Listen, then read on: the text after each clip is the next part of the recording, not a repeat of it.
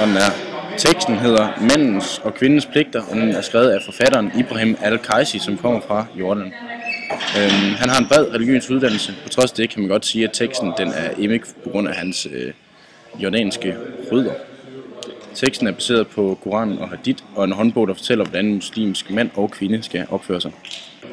Nogle af hovedpointerne for manden, eller hovedpointen, det er, at en mand skal respektere sin hustru og behandle hende med respekt, og han skal ikke dvæle ved hendes fejltagelser, og det understøtter punkt 1, 4 og 7. Men manden er jo stadig overlegen, og det står i punkt 3.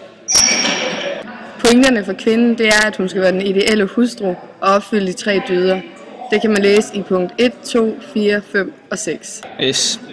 Fælles for manden og kvinden, der er det, at de skal begge holde sig ren og velduftende. Det er rigtig, rigtig vigtigt. Det er en af de ting, der gør, at man bliver en god muslim.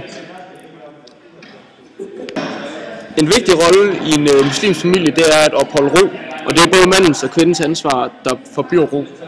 Blandt andet så skal manden sørge for, at han ikke udnytter sine autoriteter, og kvinden skal sørge for, at manden er glad for at være gift med kvinden.